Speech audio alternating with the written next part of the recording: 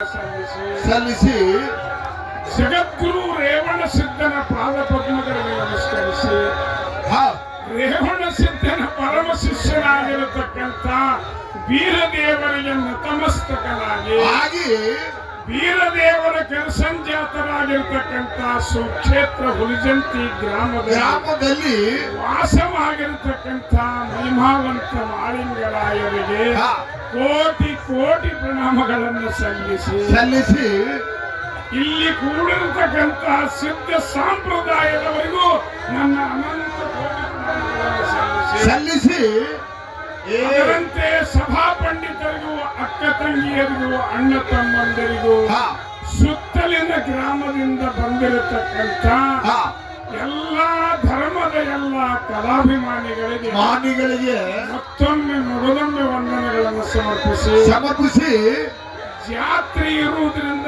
ಎಲ್ಲಾ ಗದ್ದಲಾಗುವುದು ಸಹಜ. ನೀವಂತ ಹಾಡಬೇಕಂದ್ರೆ ಜಾತ್ರೆ ಒಳಗೆ ಆಗುವುದಿಲ್ಲ. ಇಲ್ಲಿ ಸೇವಾ ಭಾವನೆ ಇಟ್ಕೊಂಡು ಕೆಲಸ ಮಾಡುವುದು. ಏನು ಸೇವಾ ಭಾವನಾ ಯಾರಿಗೆ ಕೇಳಿಸಲಿ ಕೇಳಿಸಲಾರದೆ ಬಿಡ್ಲಿ. ಹೌದು, ಮೈಕ್ ಡಬಲ್ ಏನು ಬೇಕಾಗಿರ್ಲಿ ಇದ್ರು ಸಹಿತ ಸೇವಾ ಭಾವನಾ ಇಟ್ಟುಕೊಂಡು ಕೆಲಸ ಮಾಡುವುದರ ಇದೇ ಒಂದು ವಿಷಯವನ್ನು ಮಾತನಾಡ ಸಾರವಾಡ ಗ್ರಾಮದ ನೋಡಿ ಸಾರವಾಡ ಗ್ರಾಮದವರು ಯಾವ ರೀತಿ ಅಂದ್ರೆ ಸಾಕಾದ ಬಳಕ ಸಾರವಾಡಕ್ಕೆ ನಡಿವೆ ಬೇಕಾದ್ರೆ ಬಬಲಾದಿ ಜಾಗಕ್ಕೆ ಹೋಗಿ ಮೆಟ್ಟ ಮಾಡಿರಣ್ಣ ಅಂತವ್ರು ಇವತ್ತು ಅಂತ ಪ್ರಸಿದ್ಧವಾಗಿರತಕ್ಕಂಥ ಚಿಕ್ಕಯ್ಯಪ್ಪನ ಮೂಲ ಸ್ಥಳದವರು ಸಾರವಾಡದವರು ಬಂದು ಇಲ್ಲಿ ಆಶೀರ್ವಾದ ರೂಪವಾಗಿ ಒಂದು ಮುತ್ತಿನ ಹಾರ ಹಾಗೂ ಶಾಲವನ್ನ ಸನ್ಮಾನ ಮಾಡಿ ಆಶೀರ್ವಾದ ಮಾಡಿ ಅವರಿಗೆ ಜಗದ್ಗುರು ರೇವಣ ಸಿದ್ಧರು ಹಾಗೂ ಮಕಳಾಪುರ ಸೋಮಲಿಂಗ ದೇವರು ಬಬಲಾದಿ ಸದಾಶಿವಪ್ಪನವರು ಚಿಕ್ಕಯ್ಯಪ್ಪನವರ ಆಶೀರ್ವಾದ ಯಾವತ್ತೂ ಇರಲಿ. ಅವರ ಬಾಯಿ ಬಬಲಾದಿ ಅನ್ನಂತ ಹೆಸರು ಕಡಿತನ ಉಳಿಲಿ ಮಾತನ್ನು ಹೇಳಿ ಸಮಾಜಾಗ ಮುಕ್ತಾಯ ಮಾಡುವುದ. ಈಗ ವಿಷಯವನ್ನು ಇಟ್ಟ ಬಾಯಿ ಬಬಲಾದಿ ಅಂದ್ರೆ ಅವರು ಏನ್ ಹೇಳ್ಯಾರ ಹಿಂದಕ್ಕ? ಬಾಯಿ ಬಬಲಾದಿ ಅಂದ್ರೆ ಏನೇ ಬಾಯಿಲಿ ಅಂದ್ರಲ್ಲ ಎಲ್ಲ ಆಗೇ ಹೋಗಿ. ಏನು ಒಂದು ಮಾತ್ರ ಹೇಳ್ರಿ. ಒಂದು ಮಾತಲ್ಲ, ಬಹಳ ಸಾವಿರ ಮಾತವ. ಒಂದೇ ಮಾತು ಸಾಕು. ಒಂದೇ ಮಾತಂದ್ರೆ ಆಲಮಟ್ಟಿ ಡ್ಯಾಮ್ ಸರ್ವೆ ಆಗಿಲ್ಲ. ಆಲಮಟ್ಟಿ ಡ್ಯಾಮ್ ಆಗುದು ಯಾರಿಗೆ ಗೊತ್ತಿಲ್ಲ.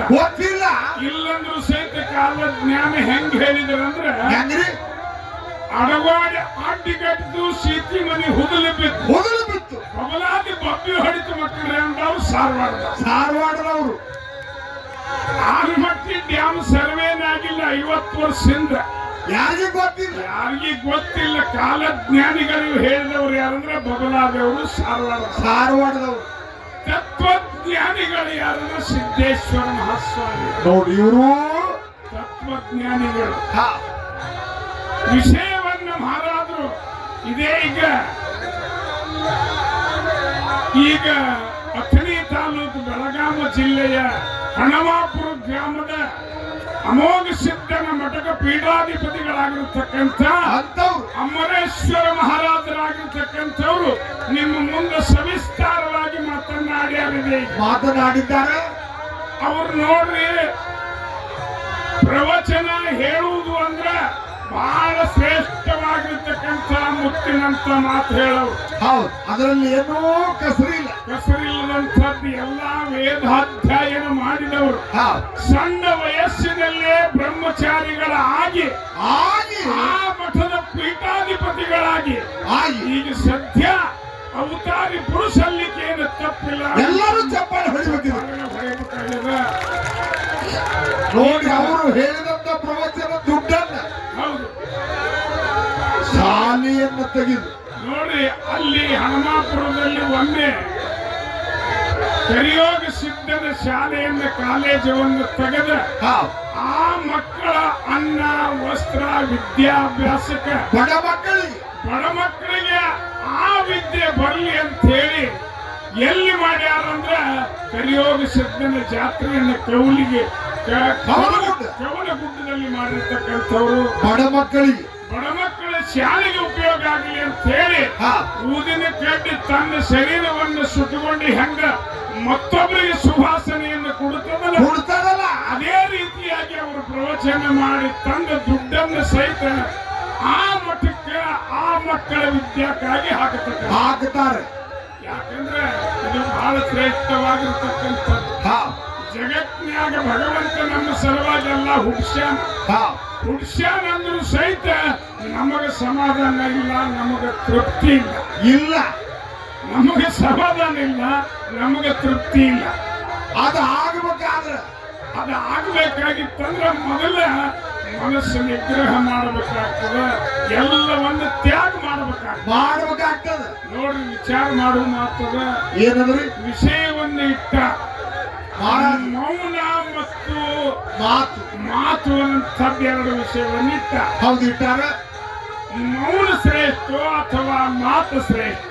ಅವ್ರು ಯೋಗಿಗಳದಾರ. ಅವ್ರು ಮೌನ ಎಲ್ಲಿ ಸುಮ್ಮನೆ ಕೂಡು ಮಾಡು. ಮೊದಲು ಯಾಕೆ ಮುಂದುವಡ್ತೇನೆ ಮಾತು ತಿಳಿದ್ಲಿ ಏನಂದ್ರೇನು? ಮಾತ ಮತ್ತು ಮೌನ ಅಂತ ಎರಡು ವಿಷಯ ಇಟ್ರೆ ಮೌನವಾಗಿರಂತದ್ದು ಋಷಿಗಳು ಮೌನವಾಗಿರ್ತಾರೆ, ಮುನಿಗಳು ಮೌನವಾಗಿರ್ತಾರೆ. ಋಷಿಗಳ ಮಾತಾಡ್ತಾರೆ, ಮೌನವಾಗಿರೋರು ಮುನಿಗಳಿರ್ತಾರೆ. ಆ ಮುನಿಗಳ ವಿಷಯ ಅವ್ರ ಪಾಲಕ್ಕೆ ಬಿಟ್ಟ ಮಾತೇ ನಮ್ಮ ಪಾಲಕ್ಕೆ ಇಟ್ಕೊಳ್ಳೋದು ನಾವು ಪ್ರಪಂಚಕ್ಕೆ. ಯಾಕಂದ್ರೆ ಜಗತ್ತಿನೊಳಗೆ ಕಲಿಯುಗ ಸಂತಾಗಿ ಹೋದ್ರು. ಕಲಿಯುಗದ ಸಂತಿದ್ರು ಸಹಿತ ಮಾತಾಡಿದರೆ ಅವರು ಬೆಳ್ಳಿ ಅಂತ ಬಿಡ್ಲಿಲ್ಲ, ಮೌನವಾಗಿರ್ಲಿಲ್ಲ. ಕಲಿಯುಗದ ಶ್ರೇಷ್ಠ ಸಂತ ಅನಿಸಿಕೊಂಡಿದ್ದ ಯಾರು? ಸಿದ್ದೇಶ್ವರ ಮಹಾಸ್ವಾಮಿಗಳು ಪ್ರವಚನ ಮೂಲಕವಾಗಿ ತಮ್ಮ ಎಲ್ಲ ವಿದ್ಯೆಯನ್ನು ಜನರಿಗೆ ತಿಳಿಸಿದ್ದಾರೆ. ಅದಕ್ಕಾಗಿ ನಮ್ಮ ಇವತ್ತು ವಾದ ಏನದು? ಮಾತೇ ಶ್ರೇಷ್ಠ ಅಂತ ವಾದ.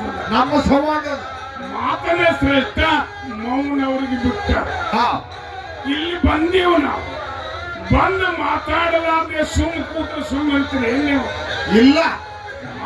ಮಾತಾಡಬೇಕಾಗ್ತದೆ. ದೇವರಿಗೆ ಮಾತಾಡಿದ್ರೆ ನಿಮಗೆ ತಿಳಿತ.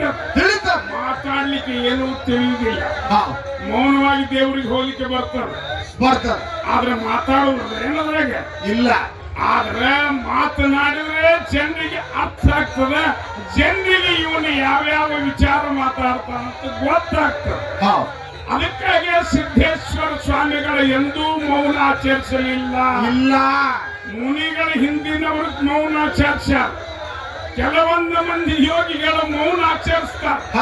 ಆದ್ರೂ ಸಹಿತ ಕಲಿಯುಗದ ಸಂತ, ಕಲಿಯುಗದ ನಡೆದಾಡು ದೇವರನಿಸಿಕೊಂಡವರು ಎಂದೂ ಮೌನವಾಗಿರ್ಲಿಲ್ಲ.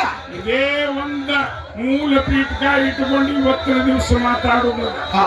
ಅದಕ್ಕೆ ಮುಂದಿನ ಸರಿ ಮೌನ ಯಾವ ರೀತಿಯಾಗಿ ಶ್ರೇಷ್ಠ ಅನ್ನಂಥದ್ದು ಮಹಾರಾಜರ ಮುಂದೆ ಹೇಳೋರಿದ್ದಾರೆ. ಅದಕ್ಕಾಗಿ ನೀವೆಲ್ಲರೂ ಶಾಂತತೆಯನ್ನು ಕಾಪಾಡಬೇಕು. ಎಲ್ಲ ಹಿಂದ ಮುಂದ ಎಲ್ಲಾ ಕಡೆ ಮಾಹಿತವ. ಎಷ್ಟು ಕೇಳಿಸ್ತದ, ಎಷ್ಟು ಬಿಡುತ್ತದೆ. ನಾವೇನು ಮಾಡ್ಲಿಕ್ಕೆ ಸಾಧ್ಯ ಇಲ್ಲ. ಜಾತ್ರೆಗೆ ಬಂದು ಯಾತ್ರಿಕರು ಈ ರೀತಿಯಾಗಿ ಶಾಂತತೆಯನ್ನು ಕಾಪಾಡುವುದಲ್ಲ ಅಂತ ಮಾತನ್ನು ಹೇಳಿ ಒಂದು ಖ್ಯಾಲಿಯನ್ನು ಹಾಡಿ ಮತ್ತೆ ಮಹಾರಾತ್ರಿ ಪಾಳೆ ಹೋಗುವುದಲ್ಲ. ಯಾವ ರೀತಿಯಾಗಿ ಶಾಂತತೆಯನ್ನು ಕಾಪಾಡ್ತೀವಿ ನೋಡುವುದು.